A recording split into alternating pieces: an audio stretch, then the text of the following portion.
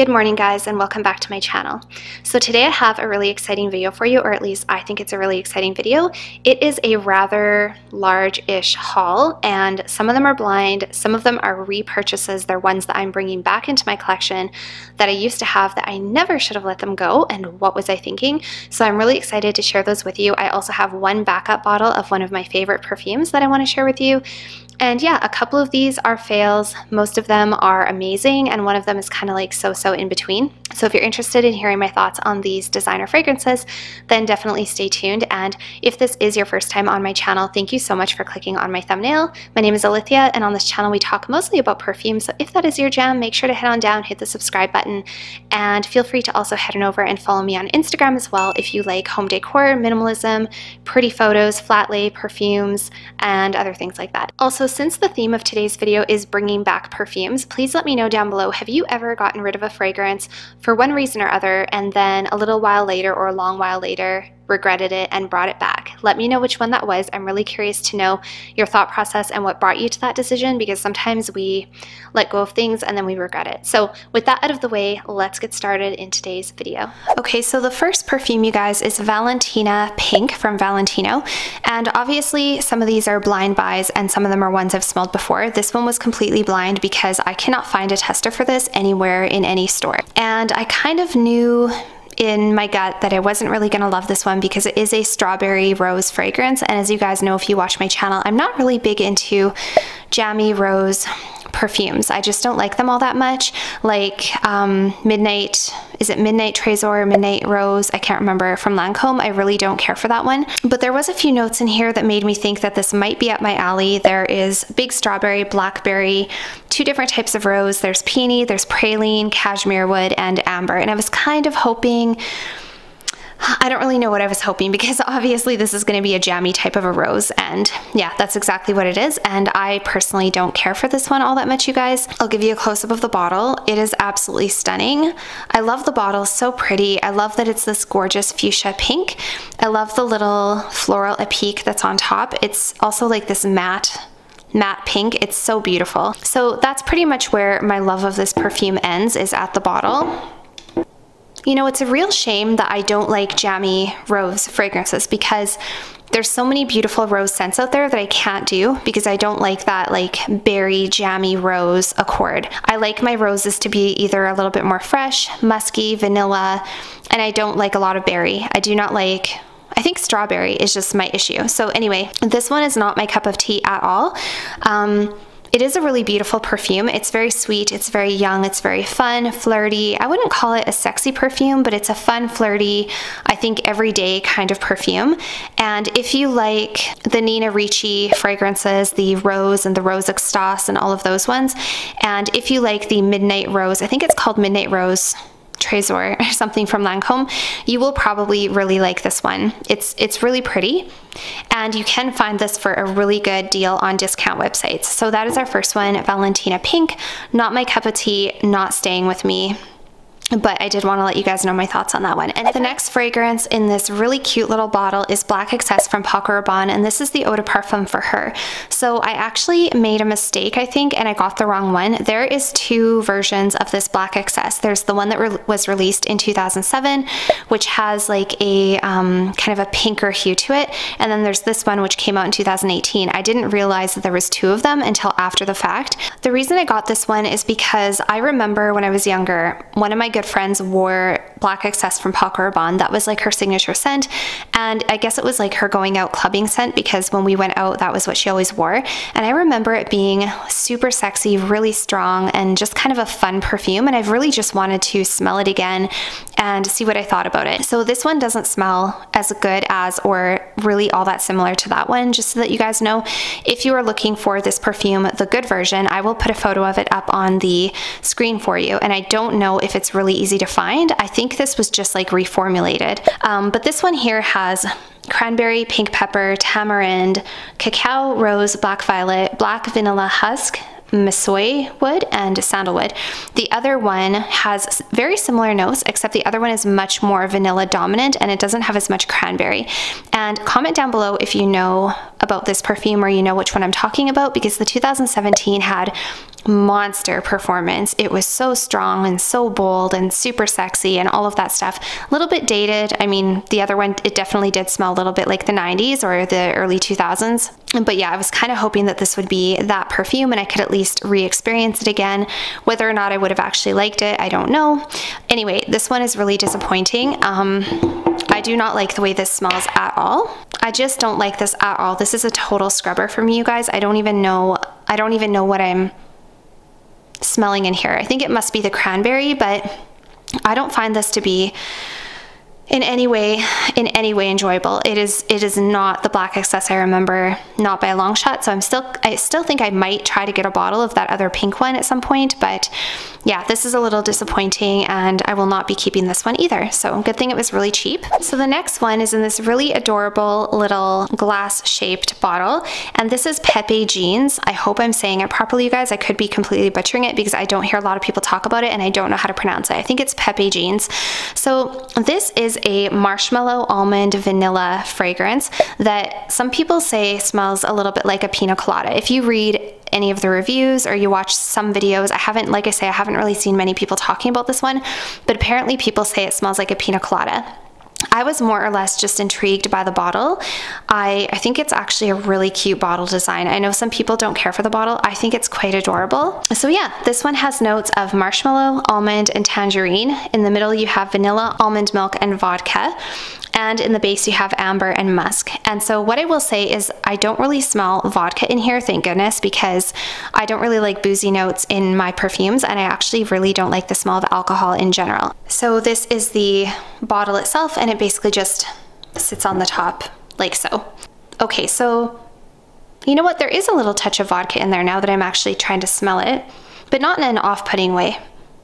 So what I get from this mostly is just a lot of marshmallow and vanilla, and if you told me there was coconut in here, I would believe you. I'm not a huge fan of coconut. This doesn't smell overly coconutty to me.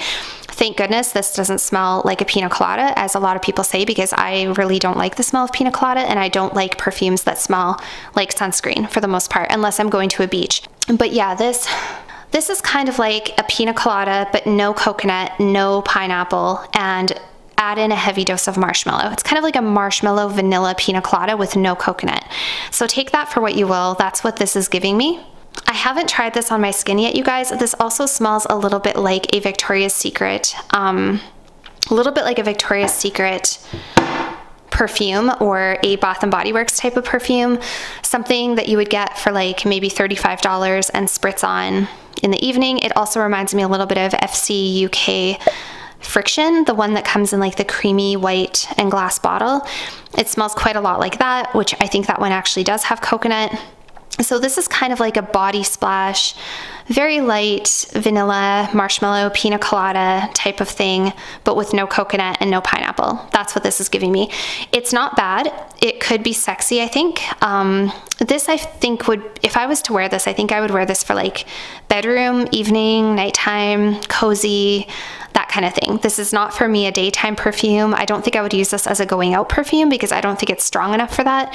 It's just very soft and very like cuddly and warm and cozy. I doubt that this will be sticking around, but this is, again, I could be saying it wrong, Pepe Jeans London. So now moving on to the ones that I really like, you guys, and this is one that I brought back into my collection, and actually we have 3 more bottles left. 2 of them are ones I brought back, one of them is a backup. So this one is one I never should have let go of. I kind of knew that I shouldn't have let it go, but I was being a little bit hasty, and this is Narciso Rouge Eau de Parfum. So this is a powdery, musky vanilla fragrance. There is also a little bit of orange blossom in here. There's a tiny bit of tuberose, hardly discernible. It's mostly a tonka bean vanilla, kind of a woody, musky, powdery fragrance, and I absolutely love it. I always tell people that this one smells like exactly like it looks. It smells red, it smells deep, it smells seductive, it smells like a beautiful rouge, a beautiful lipsticky red, powdery, musky scent with just a tiny, tiny bit of sweetness, just a little bit from, I think, the vanilla, the tonka bean, and also the orange blossom coming together to give it this, and the tuberose coming together to give it this like little bit of a lipsticky kind of a smell. And if you guys used to watch my channel, you know that this was one of my favorites for such a long time. The reason I let it go was because I thought that I was tired of it. I felt like I wasn't reaching for it. But the more that I look back, I realize that was kind of silly of me, because maybe I just needed to take a break from it. Maybe I needed to just put it away and come back to it. I was smelling so many new perfumes. Oh, you guys, I love this perfume so much. Like, I never should have let this one go. I still love it today just as much as I did when I used to have it. This is such a sexy perfume. One of my boyfriend's favorites on me. This was one of my most complimented perfumes. Really good for date nights, really good for like sultry, sensual kind of nights in, bedroom, Netflix and chill, cuddling, that kind of thing. A really good perfume for that. Yeah, just a beautiful, beautiful fragrance. Very feminine. It smells a little bit like a tube of lipstick, but a little bit more woody and musky. So just really, really gorgeous. Smells exactly like it looks, and I love this one, and I'm really happy to have brought it back. So now I have my beautiful little red cube back in my collection. The next one, you guys, is actually just a 100 ml backup of Mon Guerlain. This was from a discount website, super cheap, really affordable, and I wanted a backup of Mon Guerlain because it is one of my favorite perfumes, and I decided that for some of my favorite perfumes, if they are lifers, if they are perfumes that I can't imagine being without, if they are perfumes that I only have a tiny bottle and I'm going through them pretty quickly, I will allow myself to have backups. I don't think it's necessary to have backups of everything. I think that can be a little bit excessive, but essentially my rules for having a backup is I love it and it's probably a lifer. I don't want it to get discontinued, or I'm worried it would, or if I'm going through it quite quickly and I know that I'm going to be repurchasing it, or if it's discontinued. If it's already discontinued and I love it, I will get a backup. So those are kind of like my criteria for backup bottles. Otherwise, I don't want them. If it's something I'm pretty sure they're not going to be discontinuing anytime soon, something really popular, I haven't heard any rumors, then I'm okay with it. But if it's a lifer perfume like this one, then it's worth having a backup. So yeah, finally got myself a big 100 ml. Why don't I just show you? So this is what a 100 ml bottle of Mon Guerlain looks like. It's huge. It is just massive, and I really, really like that. I love the look of a big perfume bottle, especially if it's something that I wear a lot, then I really want big bottles. So yeah, this is my backup of Mon Guerlain, and let's move on to my final two that I have brought back into my collection. So you guys, I actually forgot, and I just ran upstairs and ran back down to get this, so excuse me if I'm out of breath. I actually got also Mon Guerlain Sensuelle. I almost forgot to tell you guys because I had it sitting out on my shelf.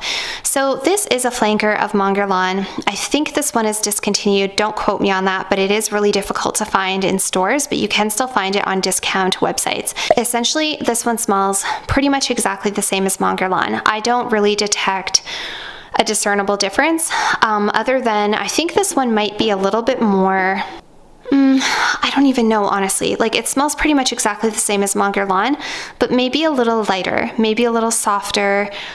Yeah, it's just like a more kind of a sensual scent to me. I think this would be perfect for the bedroom, perfect for wearing to bed. This is not a strong scent. My only beef with this one, it smells amazing, just like all of my Mon Guerlain perfumes do. My only beef with it is the lasting power isn't great. It's not even as good as the original, I find, at least for me. I don't know if that is everybody's experience, but I did wear this actually the other night and I felt like I had to spray a lot of it. It was really enjoyable though, very pleasant, not overpowering, very soft, very pretty. It's a really beautiful perfume. It does everything for me that the original Mon Guerlain does. It's just, I think it's meant for like the bedroom or like a situation when you want to be a little bit more soft and sensual. But it's pretty, but you can see that I've already put a dint in it and I've only had it for like a few days. So yeah, already put a dent in it. I think that I would power through this and I don't think I would repurchase it. So if you guys have been wondering about the Sensuelle, honestly, I wouldn't be in a huge hurry to run out and buy a bottle. And just get yourself the original Mon Guerlain and you'll be, or the Mon Guerlain Intense, and you'll be happy as a clam. So the second last one in today's video, and this is one that I've brought back, and if you've been watching my channel since the beginning, that is the only way you would know I ever had this. This was one of my very, very first ever blind purchases way back in the beginning of the pandemic. By the way, you guys, the reason I even started blind purchasing is because when the pandemic hit, everything closed and they took all the testers off the shelves, and in some places, they still don't have testers out. So that was what really started my whole blind buying journey. It's not like I just woke up one day and was like, I know, I'm gonna spend thousands of dollars on perfumes I've never smelled before. It was not like that. It was like, I wanted to smell these perfumes. I wanted to grow a collection. I had to do what many of you guys are doing. I was watching videos, I was reading reviews, and then I was making blind purchases because I couldn't find the perfume near me. So this was how I discovered this one to begin with. And I really liked it. And the only reason I got rid of it, you guys, is because at that time, which is now almost 2 years ago, I thought that it was a little too similar to Black Opium, and I thought that I preferred Black Opium, and I decided I didn't need both. I keep going back and revisiting this one. I keep smelling it in the store, and I kind of feel sheepish because I remember telling you guys like, yeah, it's too close to Black Opium. I don't really know if you need both. Both of them are coffee fragrances. They're both vanilla. They're both sweet. I remember telling you guys, I don't think you need both. And then I felt sheepish because I actually really like this one, and now that my nose has changed a little bit, I can actually detect quite a big difference between this and Black Opium that I didn't really notice before. Just for those of you who will ask, I have had the Only One Intense, and I ended up letting that one go, and I couldn't really put my finger on why. It just wasn't a love for me. In hindsight, it's probably because I think that one did have coconut, and you guys know me, I'm not a coconut fan, so I do prefer this one over the Only One Intense. So the notes that you have in here are violet, orange, and bergamot. In the middle, you have coffee, pear, iris, orange blossom, and rose. And in the base, you have caramel, vanilla, and patchouli. So let's take the cap off and give this bad boy a smell. Yeah, it's so different. It's so different from Black Opium now that I come back and smell it, you know, after maturing my nose a little bit. Oh my gosh, it's so nice. I just love it. Okay, so what is the difference between this and Black Opium? Black Opium is sweeter. Black Opium is more like an actual latte, Starbucks drink, frappuccino kind of a smell. This to me is more floral, a little bit more powdery, more caramel. I don't think there's caramel in Black Opium. And a little bit more sophisticated. I think that this is like Black Opium's more sophisticated sister. Black Opium is the one who's fun and very sexy and kind of seductive, and you know, she's very fun loving and she goes out to clubs and stuff like that, which, by the way, you guys, I'm not trying to stereotype. I wear Black Opium and I don't go out to clubs, so I'm just like, this is all for fun, obviously. And this is the sister who, you know, doesn't really club, and she's very classy and she dresses really classy, and she would never show too much skin, and her nails are always on point. This is just like a little bit more elevated to me, I think. Yeah, this is Dolce & Gabbana, the Only One, and this is a bring back for my collection. All right, and the last comeback or bring back, whatever you want to call it, in my collection is Coco Noir from Chanel. So I still remember when I decluttered this one, people were so shocked because, first of all, this is a beautiful perfume. Secondly, I've always really liked this perfume. The reason I let this one go before, I honestly don't even remember. I think I was just trying to whittle down my collection. I think I didn't wear this one often enough, and I think I found that the performance was not super bold with it. That being said, obviously, my feelings have changed a lot over the last year and a half. My nose has changed. I've changed. I've smelled so many other perfumes, and now that I have a broader perspective, to put it simply, now that I have a broader perspective, coming back and looking at this one, I was like, this one's incredible. What the hell was I thinking letting it go? To put it simply, like, let's just put it that way. So this is Coco Noir from Chanel. First of all, we have a timeless, classic, elegant bottle design. But this is this opaque black, super shiny, super sexy, bossy looking perfume. So this has notes of grapefruit, bergamot, and orange. In the middle, you have rose, geranium, jasmine, narcissus, and peach. And in the base, you have patchouli, sandalwood, olibanum, tonka bean, vanilla, white musk, cloves, and benzoin. So there is a lot going on in this perfume. Essentially, this is kind of a citrusy, spicy, warm, vanilla, kind of a balsamic scent. Let's take the cap off here. Oh my gosh, you guys. Honestly, I honestly don't know what I was thinking. I don't know what I was thinking letting this one go. What was I thinking? Oh my gosh, yeah, this is so good. This is so good. Oh, you guys, I'm just... What was everything? I literally just unboxed this today, so today's my first time reacquainting myself with it, and I'm like, oh, shocked and amazed. So what I get from this perfume, you guys, obviously it's a little bit more complex. I'm not usually a fan of peach. I'm not usually a fan of geranium. I don't like super patchouli heavy. Depending on the way it's done, I'm not always a fan of tonka bean. I'm not always a fan of sandalwood. The way it's done in here, somehow it is magical. It's just magical. This is definitely like a deeper, darker, spicier version of Coco Mademoiselle. If Coco Mademoiselle is your daytime scent, this can easily be your nighttime scent. This is so classy. This is so sophisticated. This would make an incredible gift idea, by the way, if any of you are looking for gift ideas. Depending on the person you're buying for, it's not a super young, flirty perfume. This is, oh my gosh, this is just so good. Oh, this is everything. This is everything I want Tom Ford Black Orchid to be, that it isn't. This is everything that I want Rose Prick to be, that it isn't.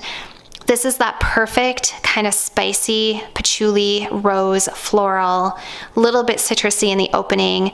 It's kind of smooth and creamy, but it's also spicy. It's just, yeah, this is so darn good, you guys, so darn good. And I wanted this back for the longest time. I did have a little coupon, so I used it to bring this back, and I'm so happy to have it. This is probably one of the most classy date night evening perfumes I currently have in my collection, and I'm so happy to have it. It's also easy to wear. It's not super challenging.